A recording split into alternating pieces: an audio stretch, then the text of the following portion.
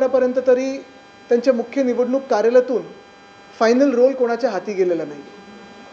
म्हणजे हे final role येणार कधी आणि आज निवडणुका घोषित झाल्यानंतर फायनल रोलमध्ये देखील लाखो चुका असतील तर नेमकं सोडवणार कोण हा एक विषय झालाच, तो आम्ही मार्गी लावू. पण आपल्यासमोर मुंबईकर म्हणून काही गोष्टी मांडायच्या आहेत ज्या ह्या शासनाने फसव्या घोषणा केलेल्या आहेत. कारण भाजपला ही जुनी सवय खोटं बोलण्याची आणि भाजप शासनला, भाजपच्या राजवटीला देखील अशा घोषणा करण्याची जुनी सवय.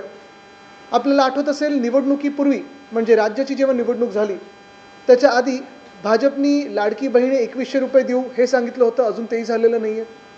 गावोगावी जाऊन आम्ही शेतकऱ्यांची कर्जमाफी करू, कर्जमुक्ती करू हे सांगितलं होतं.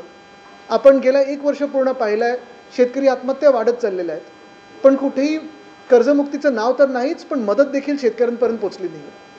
आणि असे सगळे वातावरण जेव्हा 29 शहरं निवडणुकीला सामोरी जात आहेत, महानगरपालिकेच्या निवडणुका आहेत, त्याच दृष्टिकोनातून काही मुंबईसाठी घोषणा ज्या आम्ही मागण्या केल्यानंतर, शिवसेना उद्धव बाळासाहेब ठाकरे पक्ष म्हणून आम्ही मागण्या केल्यानंतर मुख्यमंत्र्यांची असेल किंवा गृहनिर्माण मंत्र्यांची असेल धावपळ झाली आणि थातूरमातूर उत्तर द्यायचं म्हणून काहीतरी त्यांनी दिलं होतं.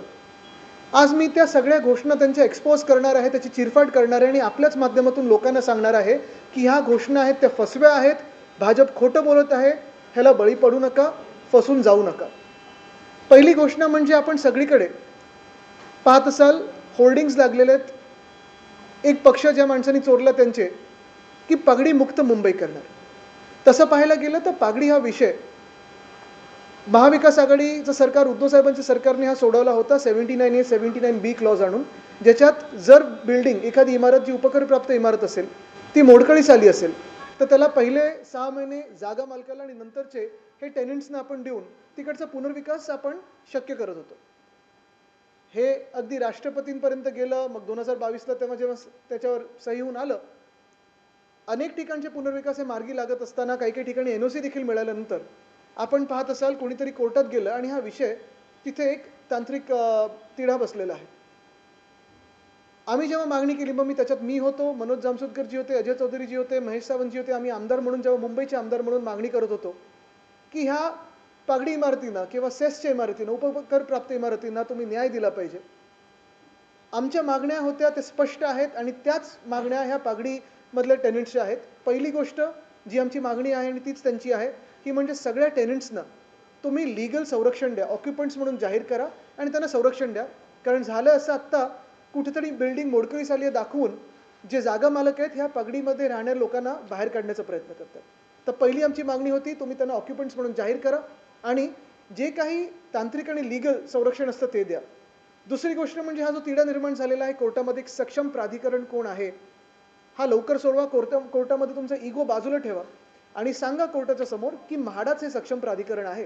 का अजून ते अडले, का राज्य सरकारकडून पुढे काही कारवाई झाली नाही त्याच्यात कोणास ठाऊक. आणि तिसरी गोष्ट आणि सर्वात महत्त्वाची गोष्ट जी मी मागणी केली होती अधिवेशनात ती हीच होती की ज्या काही उपकरप्राप्त इमारती आहेत किंवा सेस प्रॉपर्टीज असतील किंवा पागडीवाले प्रॉपर्टीज असतील, ह्यांना तुम्ही स्पष्टपणे एक ट्रिगर द्या की मोडकळीस बिल्डिंग आली असेल किंवा नसेल, पण 60 वर्षाची एकदा बिल्डिंग झाली तर पुनर्विकासाची संधी पहिली जागा मालकाला आणि मग तिकडच्या टेनंट्सना हे तुम्ही शक्य करून द्या. पण झालं असं, एका बाजूला हे सगळं न होता जे काही गृहनिर्माण मंत्र्यांनी घोषणा केली ती फक्त आणि फक्त जागा मालकांसाठी होती आणि बिल्डरांसाठी होती. आणि म्हणून त्यांनी जे होर्डिंग लावलेत पागडी मुक्त मुंबई, त्याचा अर्थ हाच होतो की पागडीमध्ये सगळे राहणारे जे मुंबईकर आहेत, जे लाखो मुंबईकर आहेत, त्यांना मुंबईतून बाहेर घालवायचं. किंवा मग ते अदानीचे कसे धारावीमधले लोक देवनार डम्पिंग ग्राउंडवर न्यायचं, तसं तिथे देवनार डम्पिंग ग्राउंडवर नेण्याचा प्रयत्न हा कदाचित एकनाथ मिंदेंचा असू शकतो. पण बघा ना, जे मी फेकनाथ मिंदे एवढ्यासाठीच बोलतोय कारण सगळ्या गोष्टी तर फेक आहेतच, पण ही घोषणा देखील अशी फेक आहे त्यांची घोषणा काय आहे जर मी नीट ऐकलं असेल आणि तुम्ही पण नीट ऐका, ते त्यांच्या स्क्रीन व्हिडिओग्राफ पण आहे. त्यांनी सांगितलं आहे की पुनर्विकासासाठी पागडीच्या आम्ही म्हणजे ते भाजप आणि मिंदे हे नवीन धोरण आणत आहेत आणि त्या धोरणाप्रमाणे जे तिथे राहतात जे टेनंट्स आहेत, जेवढी जागा त्यांची आत्ता आहे तेवढीच जागा निश्चित केली जाईल. म्हणजे जर तुम्ही 10 बाय 10च्या खोलीत राहत असाल, जो काही पुनर्विकास स्वतः करता त्याच्याप्रमाणे 500 square foot, 560 square foot, 700 square foot, कोणा 300 स्क्वेअर फूट, जे काही तुम्ही ठरवता ते होतं. पण मिंदेंच्या घोषणेप्रमाणे आणि ह्या धोरणाप्रमाणे तुम्हाला जेवढी जागा आहे आत्ता तीच सुनिश्चित करून तेवढीच जागा तुम्हाला मिळेल. पण जागा मालकांनी अधिक ठिकाणी आपण पाहाल जास्ती करून ठिकाणी जागा मालकांची आता जे काही राईट्स आहेत ते बिल्डरांनी घेतलेत, त्यांना वाढीव FSI मिळणार, TDR मिळणार, अजून कॉम्पेन्सेटरी काहीतरी मिळणार, इन्सेंटिव्ह मिळणार, बेनिफिट मिळणार. म्हणजे नेमकं तुम्ही कोणाचं सरकार आहात? ह्या जागा मालकांची लॉबी तुमच्या सरकारमध्ये काही फंडिंग काहीच केले का त्यांनी किंवा काही वेगळ्या मार्गाने घुसलेत का? बिल्डरांची लॉबी जी असेल, मी नेहमी सांगतो की हे सरकार भाजपचं जे आहे ते बिल्डर जनता पार्टी आहे, ते भारतीय जनता पार्टी नाहीच आहे. आणि खरोखर तुम्ही पाहाल की सगळ्या ज्या घोषणा आहेत ते बिल्डरांसाठी केलेल्या आहेत. तर ही पागडीची घोषणा आणि आज आपल्याच माध्यमातून सगळ्या पागडीमध्ये राहणाऱ्या मुंबईकरांना मी विनंती करत आहे की हे जे काही पागडीमुक्त मुंबई जे बोलत आहेत, मिंदे बोलत असतील, भाजप बोलत असतील, फसवी घोषणा आहे, बळी पडू नका आणि जे सत्य आहे ते जाणून घ्या. त्यांना तुम्हाला मुंबईतून बाहेर काढून टाकायचं आहे. ही खरी गोष्ट आहे आणि खरी परिस्थिती आहे. दुसरी जी काही बातमी मी तिथे असताना पाहिली, कारण ही परत मागणी आमची सतत राहिलेली आहे. जी आमची मागणी आहे ती हीच आहे की दोन गोष्टी ह्याच्यात.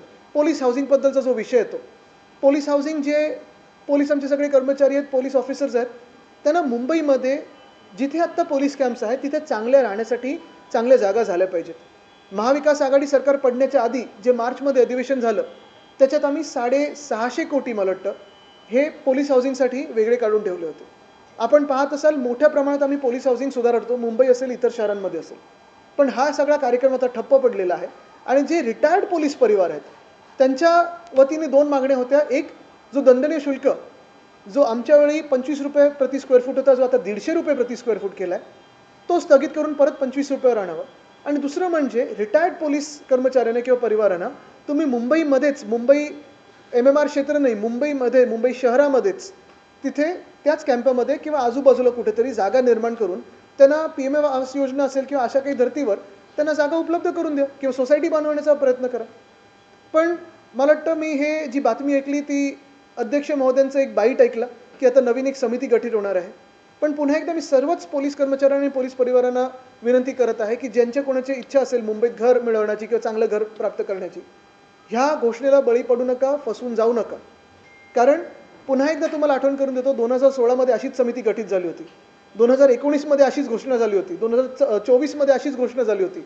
आणि कलानगरच्या बाजूला आमच्याकडे जिथे गव्हर्नमेंट हाऊसिंग आहे, गव्हर्नमेंट कॉलनी आहे, आमचा निर्णय होता की तिकडच्या शासकीय कर्मचाऱ्यांना तिकडेच परमनंट हक्काची घरं देण्याची.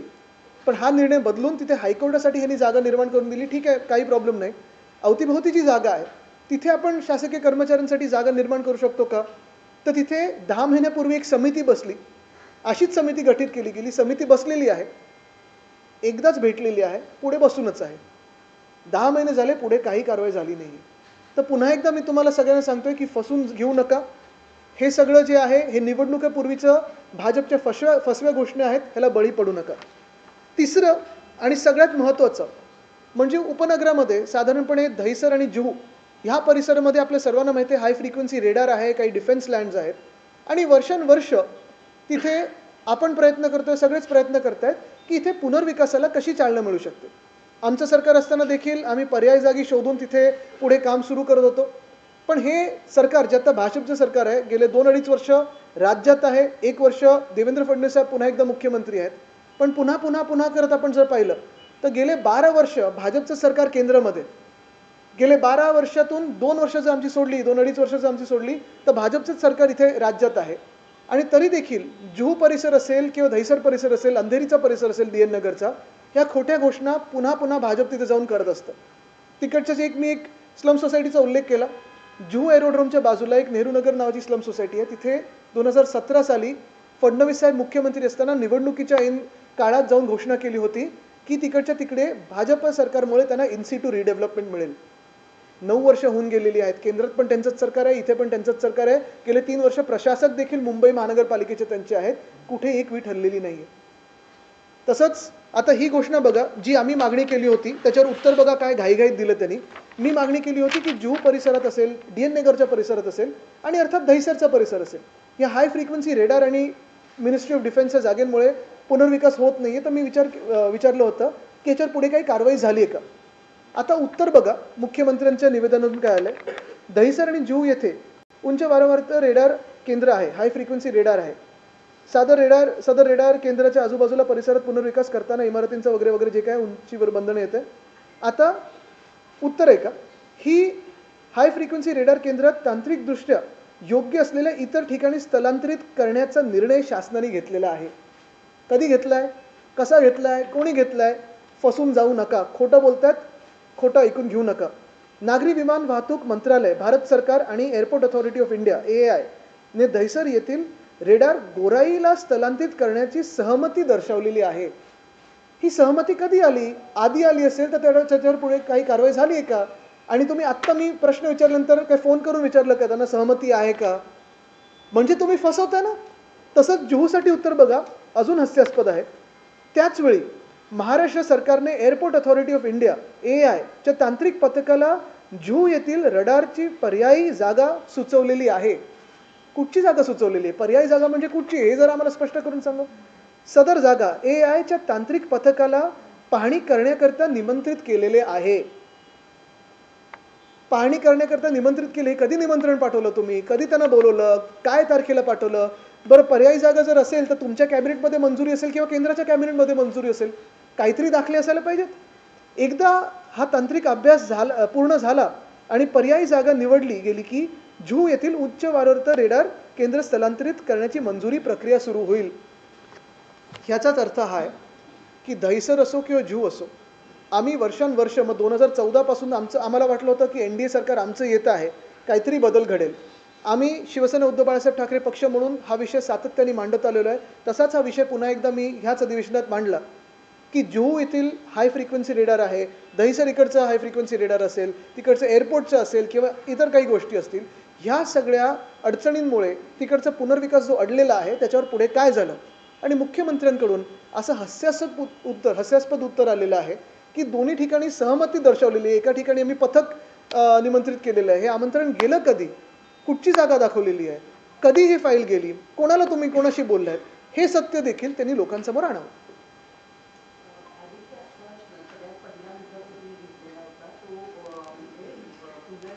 पागडी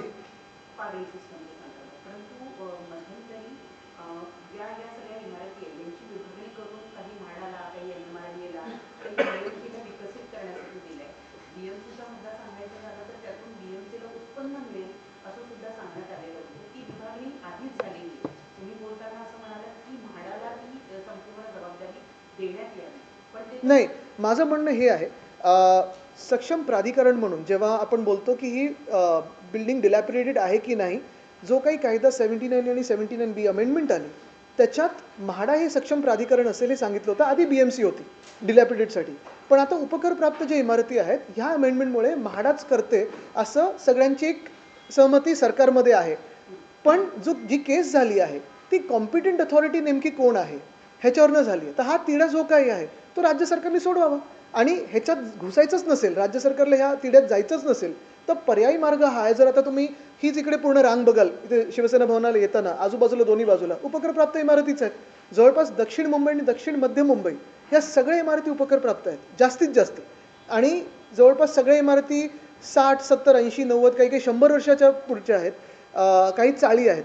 आता जी घोषणा सरकारने केली की तेवढीच तुम्हाला जागा मिळेल टेनंट्सना, ज्या चाळींमध्ये 10x10ची खोली आहे किंवा कॉमन टॉयलेट आहे, मग तेवढंच तुम्हाला मिळणार का? जे पगडीवाले मागतात ना त्या 3 गोष्टी आहेत. एक, त्यांना संरक्षण द्या टेनंट्स म्हणून. दुसरी गोष्ट म्हणजे ट्रिगर नेमानं 60 वर्षाची बिल्डिंग असेल, 30 वर्षाची बिल्डिंग असेल, वय तुम्ही ठरवा काय पाहिजे ते, पण मोडकळीस यायलाच पाहिजे असं कशाला? लोकांचे हाल झालेच पाहिजेत असं कशाला?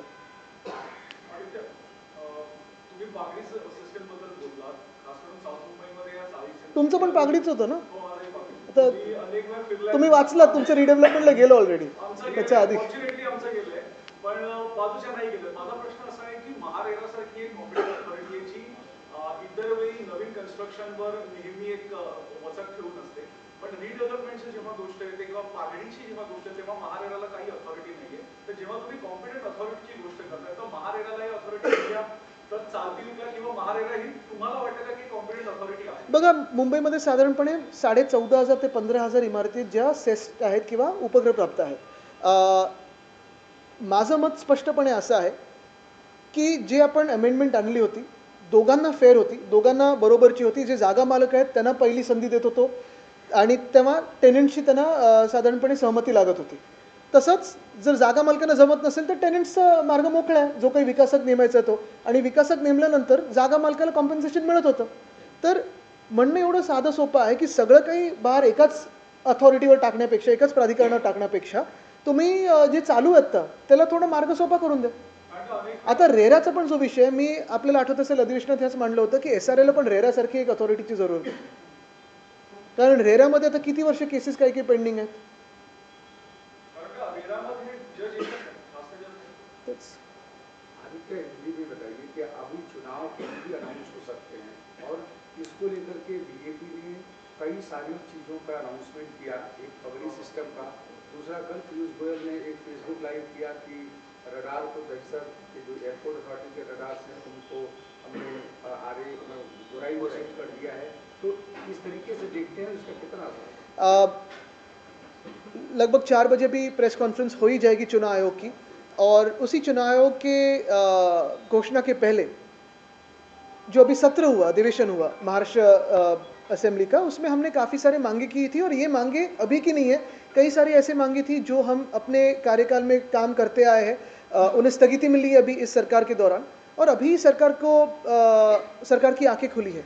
लेकिन एक ही बात है, मैं यही कहना चाहता हूँ कि काफ़ी सारी जो घोषणाएं की है भाजपा सरकार ने, जैसे राज्य सरकार के चुनाव के पहले उन्होंने घोषणा की थी कि लाड़की बहन इस योजना में 2,500 से ज़्यादा बढ़ाकर वो 2,100 रुपये देने वाले थे. अभी तक वो घोषणा वैसे ही रही है, पेपर पे ही रही है, उनके चुनाव पत्र में रही है, आगे कुछ हुआ नहीं है. दूसरी घोषणा उन्होंने की थी किसानों को कर्जा मुक्त करेंगे. 1 साल हुआ है अभी लगभग ये सरकार बन के, 1 साल से थोड़ा ज़्यादा. किसानों पे बहुत सारी, अगर आप देखें तो आपत्ति आई है, फिर कभी बारिश हो, कभी कुछ और हो, लेकिन किसानों को कर्जा मुक्त तो छोड़ो, मदद भी नहीं मिली. और ऐसी अभी घोषणाओं की बारिश शहरों में कर रहे हैं.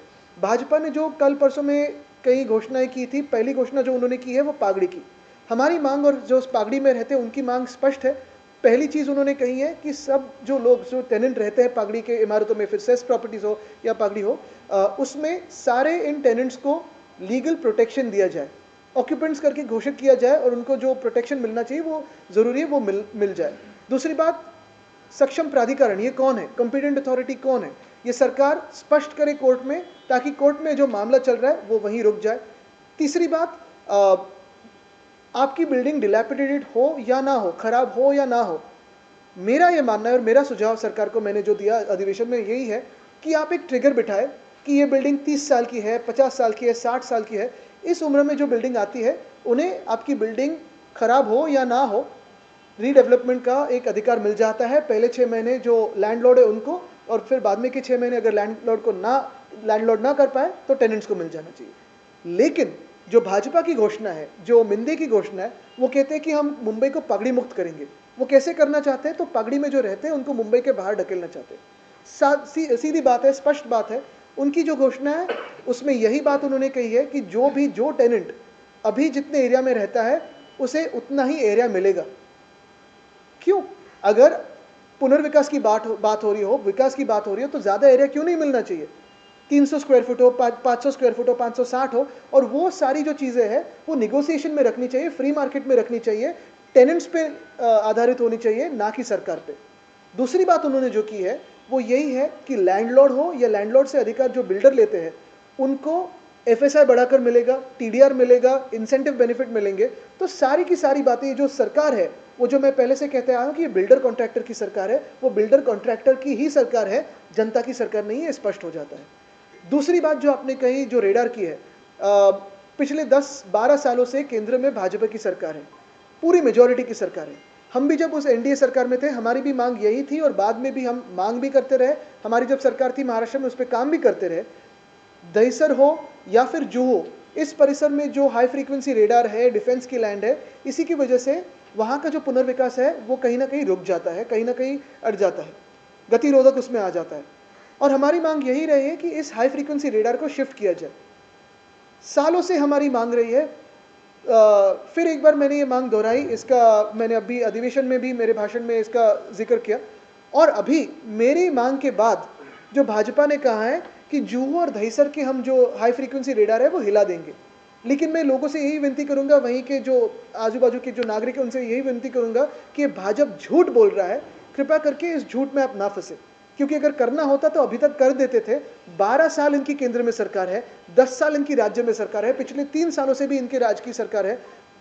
बीएमसी में भी प्रशासक इन्हीं का है। और ये करते हुए भी हमने जब मांग की फिर एक बार, तब चुनाव के पहले जाके इन्होंने कहा है कि जुहू में हमने इनवाइट किया है एआई को कि दूसरी जगह कौन सी है देखने के लिए, और गोराई का भी जो वो दिखा रहे जगह अभी कोई स्पष्टता नहीं है। तो ये साफ तौर पे झूठ बोल रहे हैं। ऑपरेशन मुस्कान के तहत सरकार ने कहा कि हम लड़कियों को या बच्चों को खोज रहे हैं जो मुंबई या महाराष्ट्र से जा रहे हैं, लेकिन जो आंकड़े आ रहे हैं कि हर दिन बहुत ही भयानक आंकड़े हैं। और इस राज्य में गृह मंत्री कौन है, ये भी आज पूछने की बात आई है। यालाच एक जोडून प्रश्न आहे. काल जी टीका केलेली होती त्याच्यावर आज उत्तर देताना अमित साटम असं म्हणालेले आहेत की निराशेच्या गर्तेत गेलेले आहेत उद्धव ठाकरे आणि त्यामुळे ते अशी वक्तव्य करतात. भारताच्या इतिहासामध्ये सत्तेत असलेल्या पक्षातले आमदार मोठ्या प्रमाणावर तुटून बाहेर पडणं आणि नवीन सरकार स्थापन करणं हे भारताच्या इतिहास एकमेव उदाहरण आहे ते शिवसेनेचं आहे. या निराशेच्या भावनेतून उद्धव ठाकरे असे टीका करतात. चिल्लर लोकांना मी उत्तर देत नाही. गृहमंत्रालयाचा विषय आलेला म्हणून काल कांदिवलीमध्ये पोलिसांवरती काही गुंडांनी हल्ला केलेला जे आरोपीला पकडायला गेले होते. पण हेच तर मी तुम्हाला सांगतो, तुम्ही कुठच्याही शहरातच बघा. आणि तुम्हाला आज पुन्हा एकदा विचारतो मी, गृह खातं चालवायचं कसं, किंवा म्हणजे तुमच्या फोनमध्ये घुसायचं कसं, हे भाजपला बरोबर माहिती आहे, ते सोडा. पण गृह खातं असेल, कायदा सुव्यवस्था असेल, किंवा भ्रष्टाचारी कारभार असेल, आणि मग ह्याची तुलना कुठच्याही दुसऱ्या शहरांबरोबर करा. आणि शहर चालतं कसं, तुम्ही मला एक शहर दाखवा या देशामध्ये जे भाजप शासित आहे आणि चांगलं चाललंय. आदित्य तेजस्वी घोषाळकर यांनी आज भाजपमध्ये प्रवेश केलेला आहे. आपल्या पक्षाशी जुनं नातं राहिलेलं आहे घोषाळकर कुटुंबियांचं. त्या बोलताना असं सुद्धा म्हणाले की मला खूप वेदना होतात, परंतु मला हा निर्णय नाही, बोलण्यासारख्या खूप गोष्टी आहेत त्याच्यावर, पण आज मी बोलणार नाही, कारण मला ह्या विषयाकडनं डायव्हर्ट करायचं नाही आहे. परंतु आजच त्यांचा पक्षप्रवेश होऊ दे ना. नुकसान होईल का सेनेचं? बिलकुल नाही, पण त्याच्यावर नंतर बोलेन. खूप आमच्याकडे पण खूप गोष्टी बोलण्यासारख्या आहेत. येत्या दिवसामध्ये आणखी काही लोक जाऊ शकतात. बघा, सगळं काही झालं तरी मुंबईचे हाल आपण पाहताय. आणि जे कोणी भाजपमध्ये प्रवेश करतील पुढच्या काही दिवसांमध्ये असतील किंवा भाजपला मतदान करतील, जे काही मुंबईचे हाल आहेत त्याला ते स्पष्टपणे जबाबदार राहतील, थेटपणे जबाबदार राहतील. जे धारावी मॉडेल तुम्ही सतत क्रिटिसाइज करत असता की धारावीच्या लोकांना बाहेर काढलं जाते, तुम्हाला वाटते साऊथ आणि सेंट्रल मुंबई पागडी मुक्त, नावाने हेच केलं जातं? पागडी मुक्त जे एकनाथ शिंदे बोलत आहेत सतत, एकनाथ शिंदे बोलत आहेत सतत, ते पागडी मुक्त हेच आहे की त्यांना मुंबईमधला जो टक्का आहे पागडीमध्ये राहणारा, त्यांना सगळ्यांना बाहेर काढायचं. दादरमध्ये स्थानिक जे भाजप आहे त्यांनी आंदोलन केलं की मच्छी मार्केट रस्त्यावरती मच्छी मार्केट चालू करावं म्हणून स्थानिक भाजपच्या नेत्यांनी आंदोलन केलं होतं. त्यांना आता कोळीवाडे पण असेच करायचे आहेत. आपल्याला आठवत असेल ससून डॉकचा पण विषय हाच आहे. जिथे ज्या भाजपच्या खासदाराला नाकावर रुमाल घेऊन फिरण्याची सवय आहे, जर मुंबई महानगरपालिका त्यांच्या हातात गेली तर असंच सगळं आपल्याला ते दुसरीकडे स्थलांतरित करून देतील. आपण ऍक्टिव्हेट केलेलं आहे. आज अधिवेशन काल संपलंय आणि आज निवडणूक आयोग पत्रकार परिषद घेते आहे. कदाचित निवडणूक आयोगाने त्यांना सांगितलं असावं सरकारला की तुम्ही लवकर आठवा. कदाचित सरकारने सांगितलं असेल की आमचं अधिवेशन संपलंय, तुम्ही घ्या. कसं म्हणता या पद्धतीने? काल एकनाथ शिंदे यांनी भाषणामध्ये धुरंधर चित्रपटाचा उल्लेख करताना स्वतःला धुरंधर तर जुना रहमान टाकले. कुठे दूर गेलं माहित नाही मला, पण जाऊ देता. तर मुख्य गोष्ट हीच आहे की तुम्ही जे बोललात ना आता, कदाचित हे मी पहिल्यापासून बोलत आलोय की एकामेकांच्या ऑफिसमधून काम करतात. पण असं मी पुन्हा एकदा आपल्या सर्वांना ह्याच गोष्टींवर आणतो, कारण हे विषय जे आहेत ते लाखो मुंबईकरांच्या जीवनाशी निगडीत आहेत, त्यांच्या घरी हे जाणारे विषय आहेत. आणि म्हणून मी आपल्याला एवढंच आवाहन करीन की कोणी ह्या फसव्या ज्या काही घोषणा आहेत भाजपच्या त्याला बळी पडू नका. आज निवडणूक जाहीर होईल. खरं तर मतदार याद्या अजून आल्या नाही. तुम्ही ट्विट सुद्धा केलेलं आहे. जाहिरात मी पहिलंच बोललो ना ते, तर काहीच तास बाकी आहेत. थोडा इंतजार कीजिए. आदित्य 25 वर्ष चुनाव आयोग की सत्ता मीटिंग होती. के आता पहले आजच्या एकनाथ शिंदे आम्ही गेल्या 5 वर्षाचा सर्व हिशोब मांडतो, परंतु आता ऐका, नाही एक मिनिटं. एक तर त्यांना परत ते खूप बिचारे आहेत, मी त्यांना काही उत्तर जास्ती देत नाही. पण भाजपला हे बोलतोय, ते कुणाल कामरा कसं बोलतात ना, नाव न घेता सगळं काही बोलतात आणि सांगतात आता केस टाकून दाखवा. तुम्हीच असाल तर तुम्ही केस टाकाल. 25 वर्ष जेव्हा आम्ही सत्तेत होतो, 20 वर्ष त्याच्यातून भाजप आमच्या सोबत होती. म्हणजे तुमचं म्हणणं आहे का की आम्ही चांगलं काम केलं नाही? जर चांगलं काम केलं नसेल तुम्ही आमच्यासोबत का होतात? उपमहापौर पद असेल, मग कुठचे BSTचं असेल, इम्प्रूव्हमेंटचं असेल, ही पदं कोणी भूषवली होती? आणि जर आम्ही वाईट काम केलं असेल मग आमच्यासोबत का होतात, चांगलं काम करत नसू तर आम्हाला सोडून का गेला नाहीत तुम्ही? कोविडचा देखील उल्लेख केला आहे, कोविडमध्ये देखील उल्लेख केला आहे त्यामध्ये की अनेक निर्णयाचे स्वतःच्याच लोकांना दिले. बघा, कोविडमध्ये जे काही तुम्हाला मुंबईत आणि महाराष्ट्रात चित्र दिसत होतं, लोक मुंबईत आणि महाराष्ट्रात कुठून कुठून फ्लाईट घेऊन येऊन थांबण्याचा प्रयत्न करत होती, कारण जे गुजरातमध्ये सुरत असेल, अहमदाबाद असेल किंवा उत्तर प्रदेशमध्ये भयानक चित्र दिसत होतं ते महाराष्ट्रात कुठेही दिसलं नाही. जे मायग्रंट लेबर होतात त्यांना पण आम्ही रेल्वे मंत्र्यांना फोन लावून तेव्हा सांगत होतो 23 मार्चला जेव्हा ते जनता कर्फ्यूचं चाललेलं बूथ की ह्यांना सगळ्यांना जाऊ द्या, मुंबईत केसेस नाही आहेत. तेव्हा त्यांनी सांगितलं नाही. आणि मग 1 मेला जेव्हा केसेस पूर्ण टॉप पीकला गेलं तेव्हा त्यांनी ट्रेन्स उघडल्या होत्या आणि तो देशभर सगळं पसरलं होतं. पण मायग्रंटचे काय हाल झाले होते आपल्या मुंबईत पण आपण पाहिलं असेल, मुंबईत कुठेही किंवा महाराष्ट्रात कुठेही आम्ही कोणालाही त्रास होऊ दिला नाही, जसं गुजरातमध्ये झालं की उत्तर प्रदेशमध्ये झालं. पारदर्शक आम्ही कारभार चालवत होतो.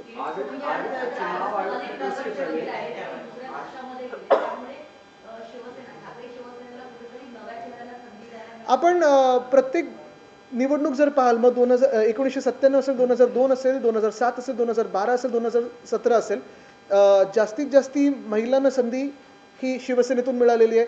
जास्तीत जास्ती नवीन चेहऱ्यांना संधी ही शिवसेनेतून मिळालेली आहे. तर एक नक्की आहे की मुंबईचा विश्वास हा एका व्यक्तीवर आहे, उद्धव बाळासाहेब ठाकरे.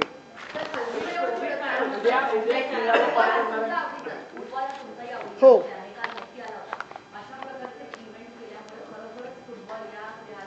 नाही मला वाटतं बघा, मेसी येणं किंवा कोणी असं जागतिक स्टार येणं चांगलीच गोष्ट आहे. पण जो बाकीचा मेस होता, जे राजकीय लोक जाऊन फोटो बिटो काढण्याचा प्रयत्न करत होते, खरे फॅन हे लांब राहिले. आणि म्हणून मी पण खरा फॅन म्हणून तिथे गेलो नाही, कारण नाहीतर आम्हीच सगळे राजकीय लोक पुढे पुढे करत असतो. जे खरे फुटबॉल खेळतात किंवा जे खरोखर यांच्याकडून प्रेरणा घेतात त्या तरुण मुला मुलींना कधी संधी मिळणार. धन्यवाद.